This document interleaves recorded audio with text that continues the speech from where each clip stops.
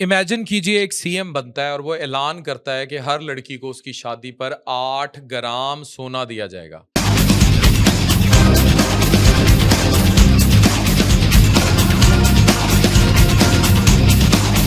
पहला बच्चा होने पर सोने की अंगूठी और न्यू बॉर्न बेबी किट दी जाएगी। हर घर को 200 यूनिट मुफ्त बिजली मिलेगी और घर की जिम्मेदार औरत को हर माह 2500 रुपए दिए जाएंगे। ये और कुछ नहीं, ये थलापति विजय ने किया। सुनने में ये सब बहुत खुशनुमा लगता है, लेकिन सवाल ये है कि आखिर ऐसी कौन सी हुकूमत है जो ये ऐलान कर रही है और प्रैक्टिकली कर रही है। ये फिल्मों की हद तक था, लेकिन विजय ने कर दिखाया। वही विजय जो कुछ साल पहले तमिल सिनेमा का सुपरस्टार था और आज तमिलनाडु का चीफ मिनिस्टर। अपनी फिल्मों में सीएम 2026 की नंबर प्लेट लगाने वाला आज असल में सीएम है। असल कहानी सिर्फ एक एक्टर के सीएम बनने की नहीं है। असल कहानी ये है कि अगर अवाम आपको सर पर उठाकर बिठा दे, आपको अपना लीडर बनाए, तो आप भी हक अदा करें। विजय ने सिर्फ कुर्सी हासिल नहीं की, उसने समझा कि कुर्सी जिम्मेदारी होती है। उसने ऐलान किया कि तमिलनाडु की हर लड़की को शादी पर 8 ग्राम सोना दिया जाएगा और घर में पहला बच्चा पैदा होता है तो हुकूमत की तरफ से सोने की अंगूठी और न्यू बॉर्न बेबी किट और 200 यूनिट बिजली भी मुफ्त। 2500 रुपए भारतीय रुपए पाकिस्तानी 7,000 भी मिलेंगे। सिर्फ इतना ही नहीं, उसने नौजवानों के लिए रोजगार का वादा किया। कहा कि तमिलनाडु के लोगों को रोजगार के लिए बैरूने मुल्क भटकना नहीं पड़ेगा, रियासत के अंदर ही मौके पैदा किए जाएंगे। और जैसे ही उसने सीएम का ओहदा संभाला, उसका पहला बड़ा फोकस था नौजवानों को मुनशियात से बचाना। उसने मंशियात के खिलाफ क्रैकडाउन शुरू किया, ऑर्डर साइन किए और कहा कि नौजवानों को बर्बाद नहीं होने दूंगा। खवातीन की हिफाजत के लिए भी अलग फोर्स बनाने का ऐलान किया। विजय ने कहा कि कोई भी औरत उसकी रियासत में गैर महफूज नहीं होगी। अब जरा सोचिए, ये वही विजय है जिसने 70 से ज्यादा फिल्में की, चाइल्ड स्टार भी रहा, डांस आइकन भी बना, लेकिन तमिलनाडु में लोग उसे सिर्फ एक्टर नहीं समझते थे, वो उसे थलापति कहते थे। थलापति का मतलब है लीडर, रहनुमा, guide.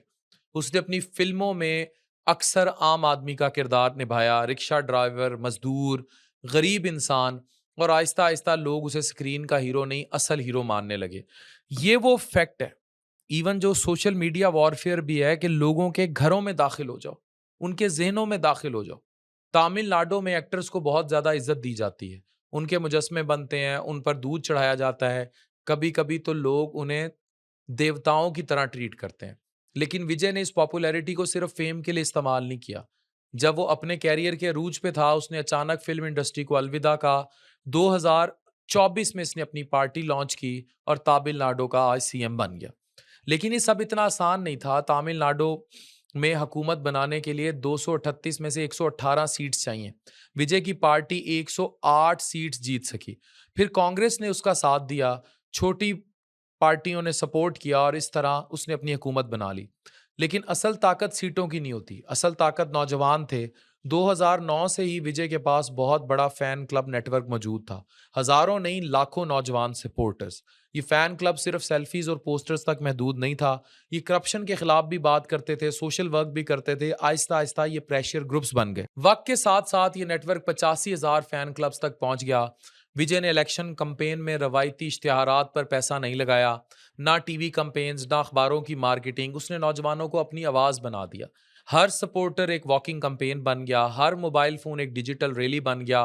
WhatsApp, Instagram, Facebook, YouTube, हर जगह सिर्फ एक ही नैरेटिव चल रहा था, थलापति आ रहा है। फिर इलेक्शन के दौरान हंगामे भी हुए, 41 लोग भी मर गए। हुकूमत ने उसकी रैलियों पर पाबंदियां भी लगाई, फिल्मों पर भी पाबंदियां लगाई।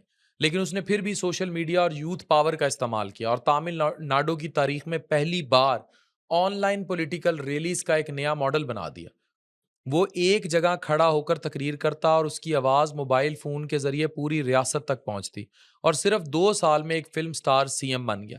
अब वो अपने वादों पर कितना अमल करता है ये तो वक्त बताएगा, लेकिन जिस तरह जेन जी और सोशल मीडिया का इस्तेमाल करके और फिल्म नगरी पे राज करके लोगों के घरों में एक मजदूर, किसान, रिक्शा ड्राइवर बन के दाखिल होने वाला थलापति विजय राज कर रहा है तमिलनाडु पे, ये एक मिसाल है।